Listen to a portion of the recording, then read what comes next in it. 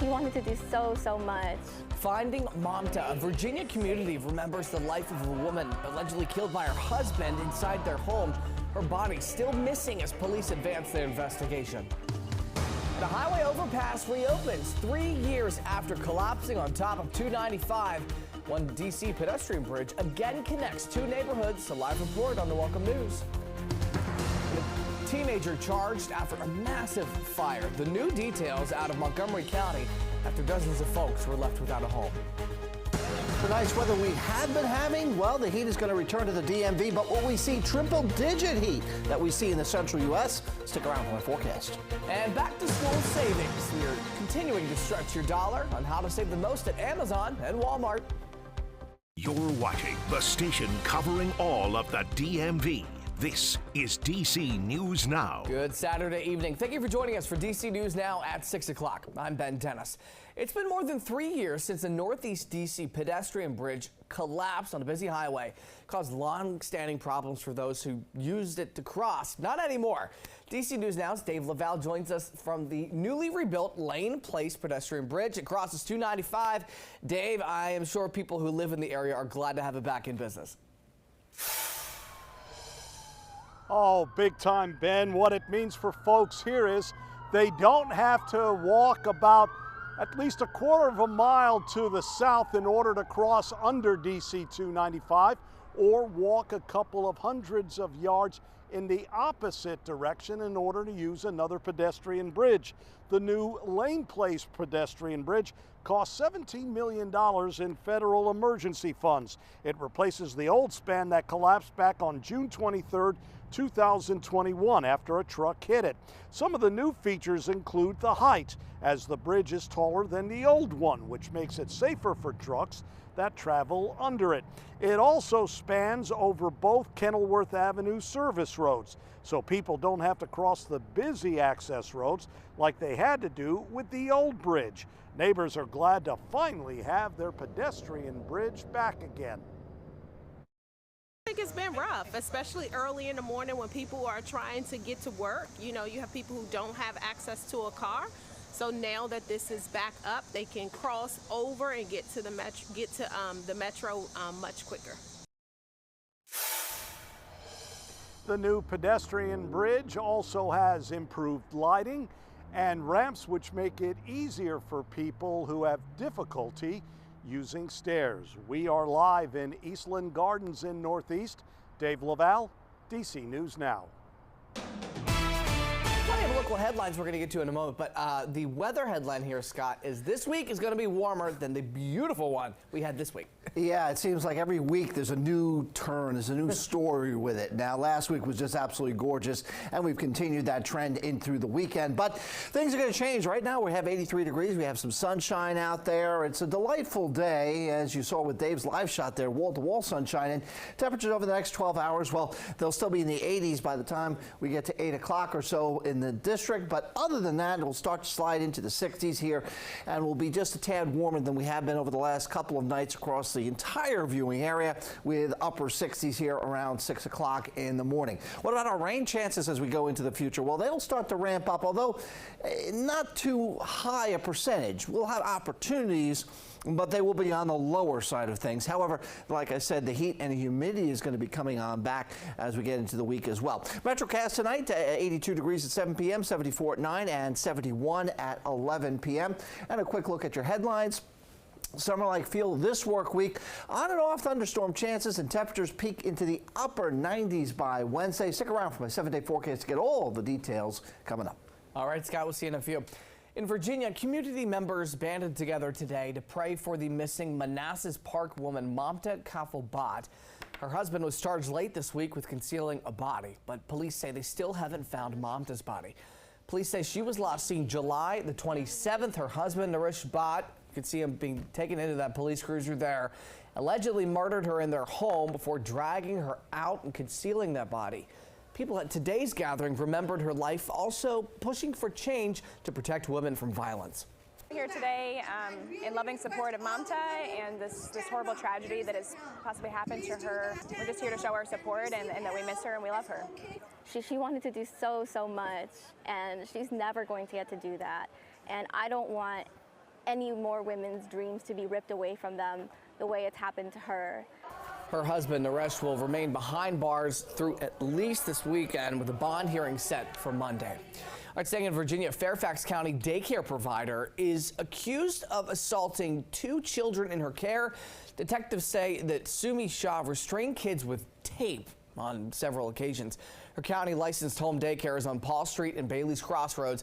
Shah turned herself in this past week. She's since been released on bond. Our police in Prince William County say 1 person is dead after a car crashed and caught fire last night. Officials responded to the intersection of Old Bridge and Occoquan Roads in Woodbridge around 6:50. It's there they found a car engulfed in flames. Police now believe the driver placed gasoline in the passenger side of the vehicle just before the crash, which caused the fire to ignite. The driver died on scene. And an update now on the large apartment fire over the weekend last weekend in Maryland. Investigators now say a teenager purposefully started the fire in Clarksburg that left several families out of their homes. Our Christian Pena has the latest on the investigation. The families who lived in the complex right behind me are completely devastated in knowing that this was arson. They tell me accidents happen, but to know that this was intentional, well, that's just heartbreaking.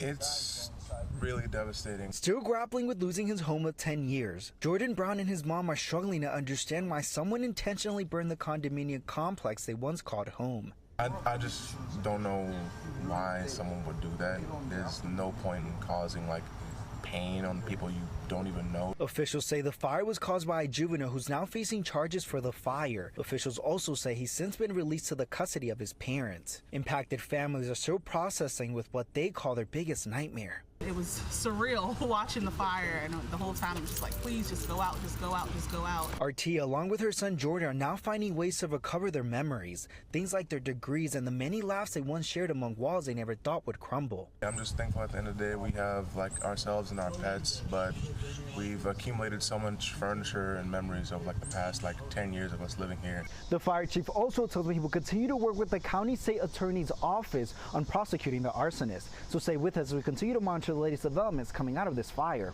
Reporting in Clarksburg, Maryland, I'm Christian Pena, DC News Now. For the folks there, staying in Montgomery County, a police officer was found guilty for throwing a smoke bomb at officers during the January 6th Capitol riot in 2021. Justin Lee hit one of the officers' riot shields and filled a tunnel with smoke. Prosecutors say he was part of some of the most violent attacks against law enforcement that day. Lee will be sentenced in November. Montgomery County police say that he is no longer on the force. All right, in D.C., police are investigating 2 shootings overnight, both in Southeast. Police responded to the first on East Street around 2:15 a.m. So there, officers found a man who had been shot, sent to the hospital for his injuries. Then around 4 a.m., officers responded to Wade Road. A while later, police learned a man who had been shot had taken himself to the hospital, but police learned the shooting actually took place on Bernie Place. Well, D.C. Council Chairman Phil Mendelson says a temporary committee will look into Councilmember Trayon White and his federal bribery charge. White is accused of taking more than $150,000 in kickbacks, allegedly using his position on the city council to secure D.C. government contracts for businesses. The committee will also look at exactly where White lives in the district. They have until December 16th to file a report. There will also be a town hall meeting Monday night to talk about the future of Ward 8. Now that Councilmember Trayon White has been charged, meeting Monday night is at 6 at the Arc on Mississippi Avenue in Southeast. It's hosted by several community groups. Well, did you know D.C. has an annual state fair? It's happening next month in downtown. The free event has fried food, contests, live performances, hopefully go-go, right? And activities for the whole family. The fair is happening in Franklin Park September the 7th. It runs from 10 in the morning until 5 in the afternoon. All right, some local businesses in the DMV are getting a big boost thanks to a TikTok star. Food reviewer Keith Lee is continuing his trek across the DMV. He's already posted videos from 4 restaurants in Virginia and D.C. Our Daniel Hamburg visited some of them and joins us in tonight's report along U Street. Really almost 30 years in, it's coming to the point that we don't know how much longer this business is going to last. Declining business prompted Lydia Tefera to post this TikTok last week, which has nearly 1 million views. We're already doing great. Coincidentally, just days later, TikTok star and food reviewer Keith Lee announced he was coming to the DMV. And Thursday night, he made a surprise appearance at Dukem. Shock and kind of like, what?